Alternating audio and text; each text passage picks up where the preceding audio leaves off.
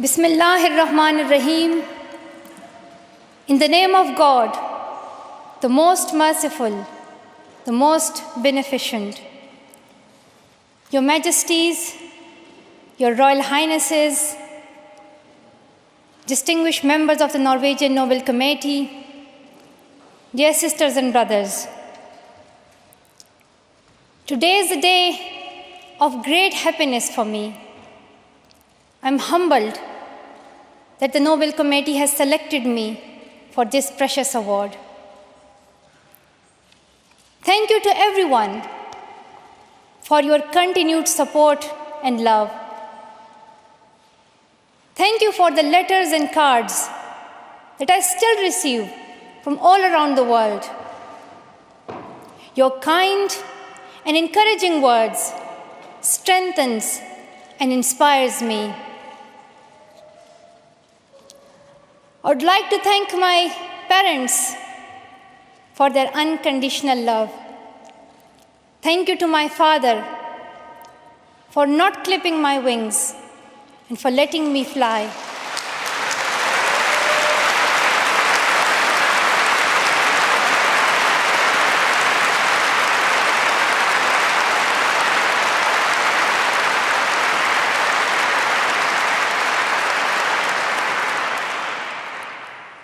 Thank you to my mother for inspiring me to be patient and to always speak the truth, which we strongly believe is the true message of Islam.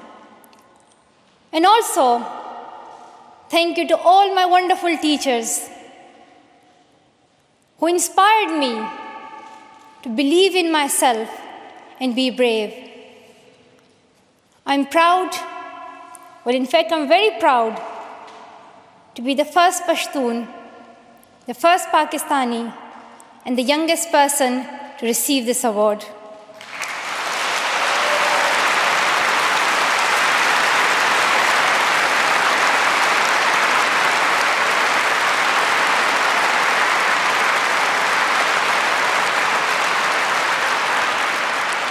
Along with that, I'm pretty certain that I'm also the first recipient of the Nobel Peace Prize who still fights with her younger brothers. I want there to be peace everywhere, but my brothers and I are still working on that.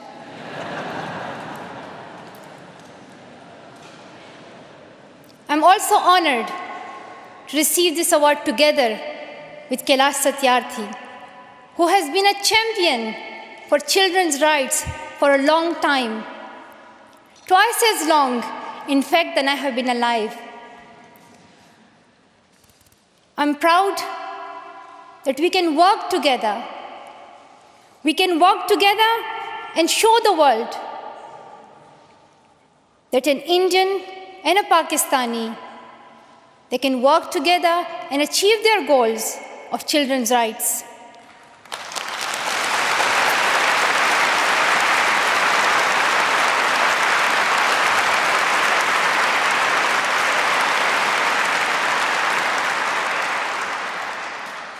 Dear brothers and sisters, I was named after the inspirational Malala of Maiwand, who is the Pashtun Joan of Arc.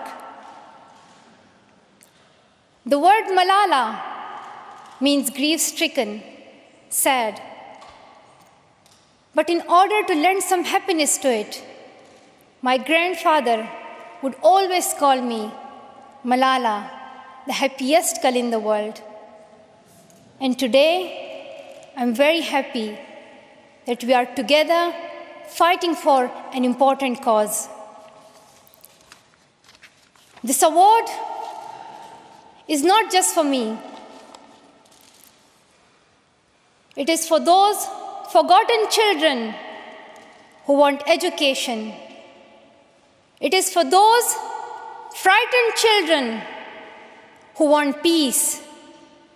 It is for those voiceless children who want change. I'm here to stand up for their rights, to raise their voice, It is not time to pity them. It is not time to pity them. It is time to take action. So it becomes the last time. The last time. So it becomes the last time that we see a child deprived of education.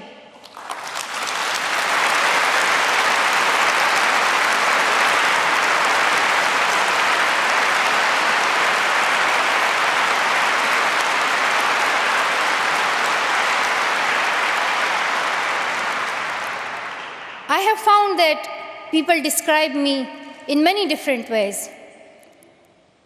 Some people call me the girl who was shot by the Taliban, and some the girl who fought for her rights. Some people call me a Nobel laureate now. However, my brothers still call me that annoying bossy sister.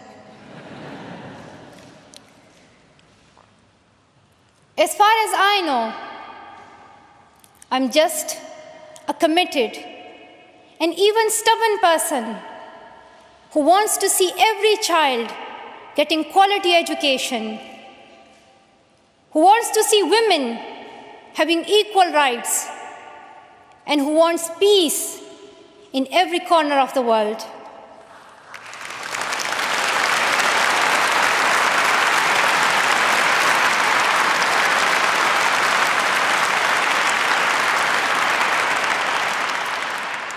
Education is one of the blessings of life and one of its necessities. That has been my experience during the 17 years of my life.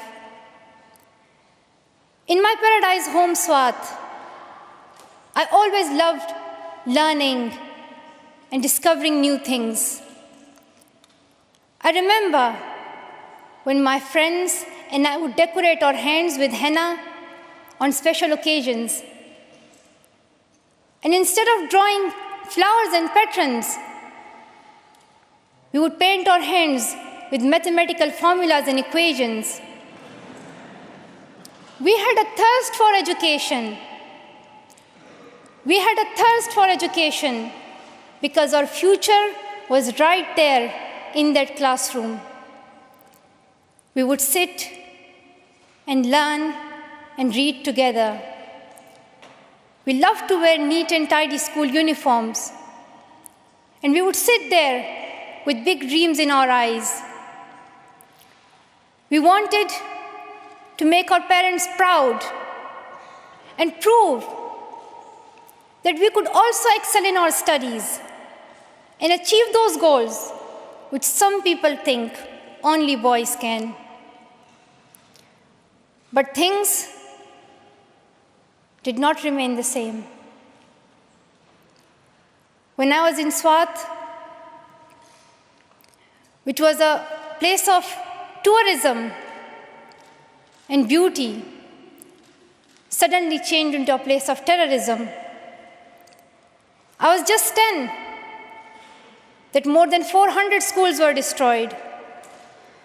Women were flogged. People were killed. And our beautiful dreams turned into nightmares. Education went from being a right to being a crime. Girls were stopped from going to school. When my world suddenly changed, my priorities changed too. I had two options. One was to remain silent and wait to be killed. And the second was to speak up and then be killed. I chose the second one. I decided to speak up.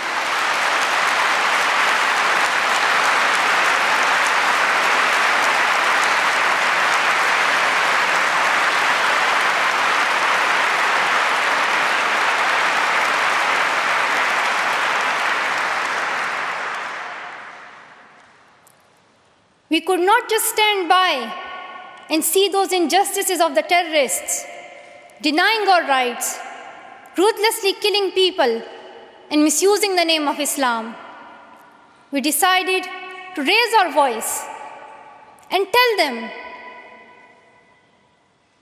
have you not learned that in the Holy Quran Allah says, if you kill one person, it is as if you kill the whole humanity? Do you not know that Muhammad, peace be upon him, the Prophet of mercy, he says, do not harm yourself or others. And do you not know that the very first word of the Holy Quran is the word Iqra, which means read? The terrorists tried to stop us and attacked me and my friends who are here today on our school bus in 2012. But neither their ideas nor their bullets could win. We survived. And since that day, our voices have grown louder and louder.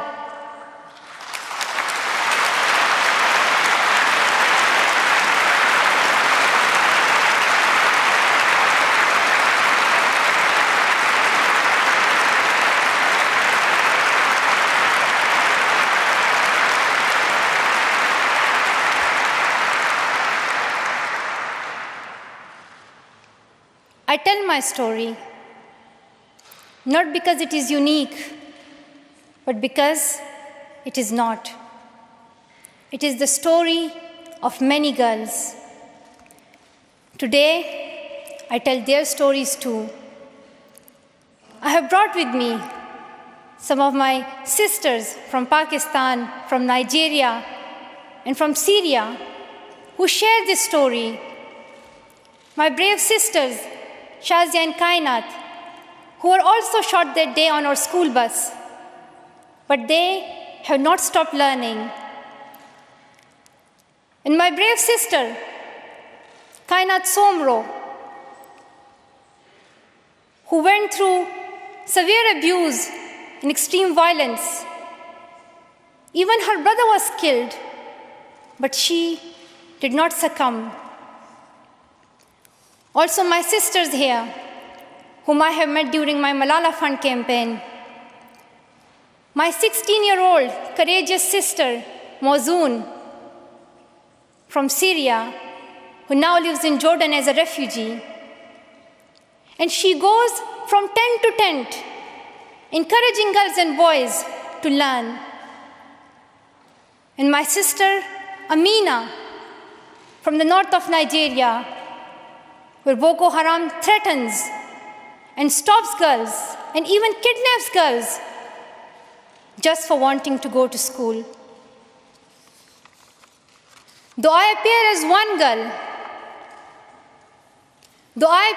one girl, one person who is 5 foot 2 inches tall, if you include my high heels,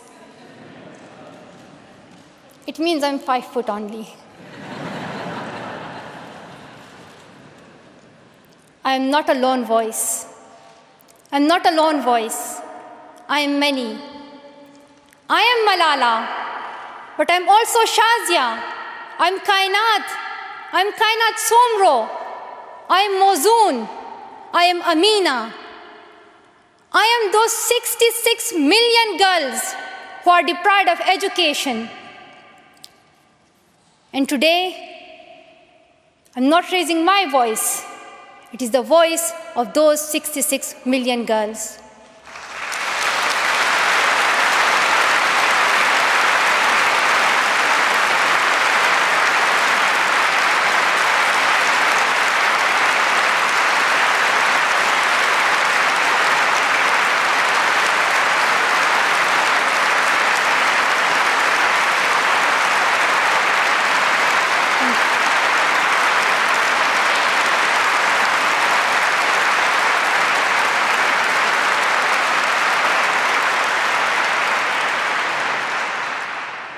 Sometimes people like to ask me, why should girls go to school? Why is it important for them? But I think the more important question is, why shouldn't they? Why shouldn't they have this right to go to school? Dear brothers and sisters, today, in half of the world, we see rapid progress and development. However, there are many countries where millions still suffer from the very old problems of war, poverty, and injustice. We still see conflicts in which innocent people lose their lives and children become orphans. We see many people becoming refugees in Syria, Gaza, and Iraq. In Afghanistan, we see families being killed in suicide attacks and bomb blasts. Many children in Africa do not have access to education because of poverty. And as I said, we still see girls who have no freedom to go to school in the north of Nigeria.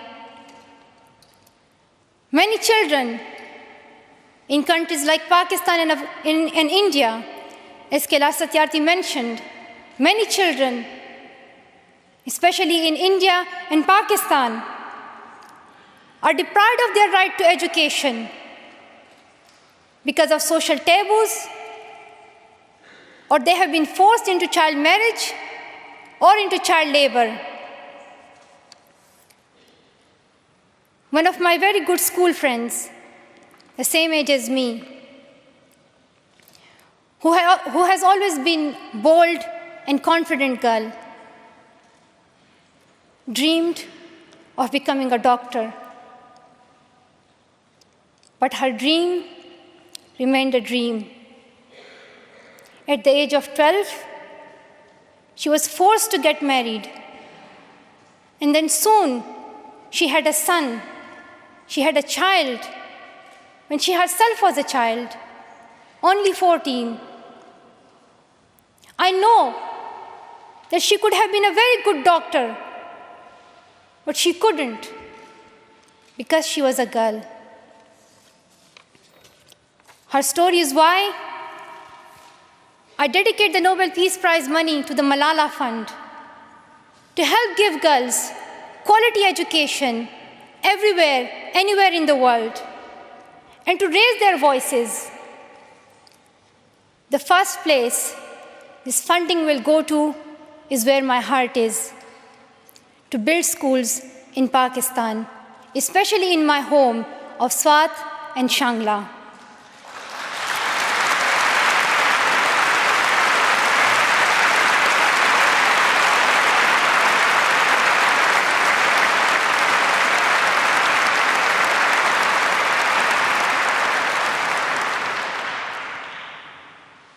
In my own village, there is still no secondary school for girls.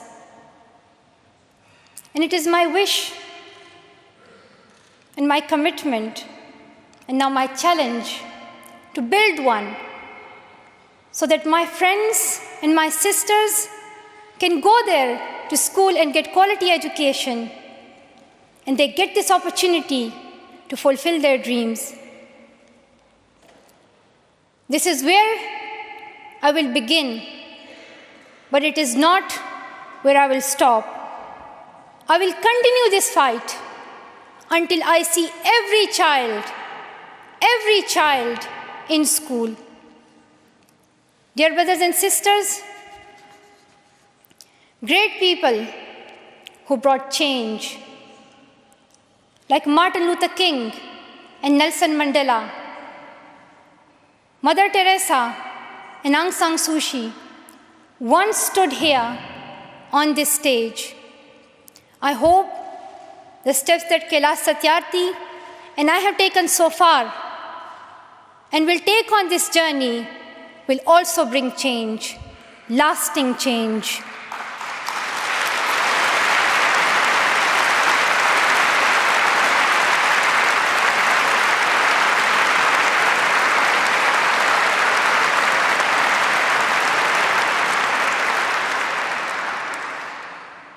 My great hope is that this will be the last time.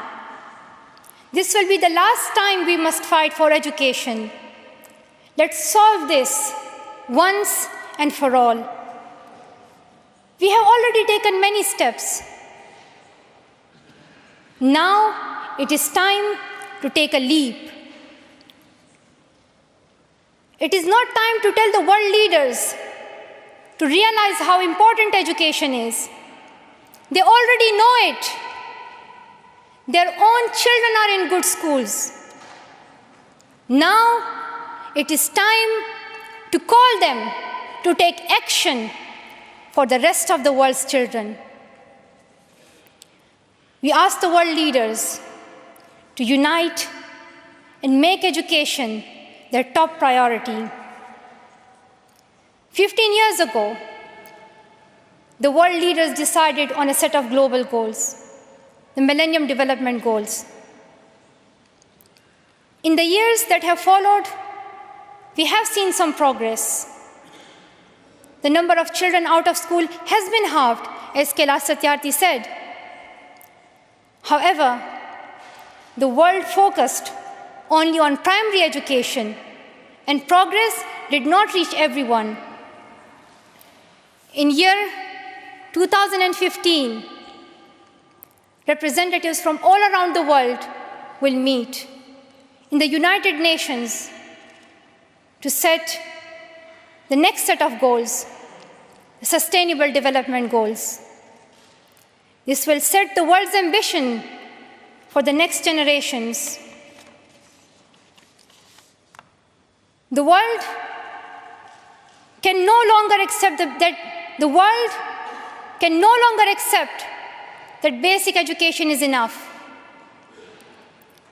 Why do leaders accept that for children in developing countries, only basic literacy is sufficient when their own children do homework in algebra, mathematics, science, and physics? Leaders must seize this opportunity to guarantee a free, quality, primary and secondary education for every child.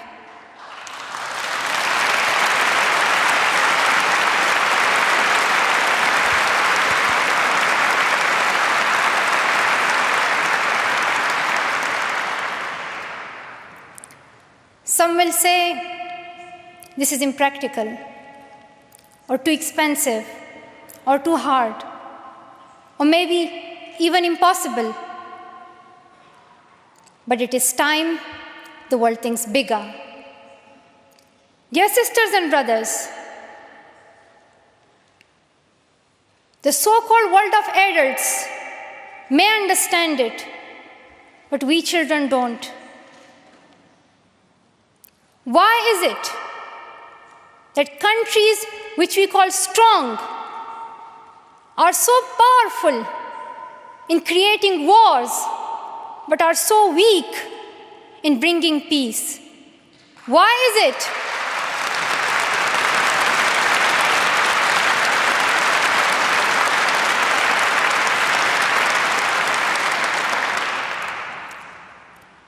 Why is it that giving guns is so easy, but giving books is so hard? Why is it? Why is it that making tanks is so easy, but building schools is so hard? We are living in the modern age, and we believe that nothing is impossible.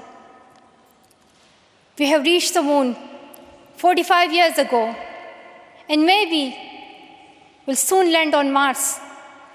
Then, in this 21st century, we must be able to give every child quality education. Dear sisters and brothers, dear fellow children, we must work, not wait. Not just the politicians and the world leaders. We all need to contribute. Me, you, we. It is our duty. Let us become the first generation to decide to be the last. Let us become the first generation that decides to be the last, that sees empty classrooms, lost childhoods, and wasted potentials. Let this be the last time that a girl or a boy spends their childhood in a factory.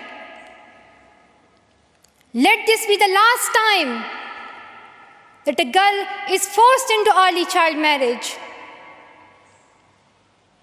Let this be the last time that a child loses life in war. Let this be the last time that we see a child out of school. Let this end with us. Let's begin this ending together, today, right here, right now. Let's begin this ending now. Thank you so much. Thank you.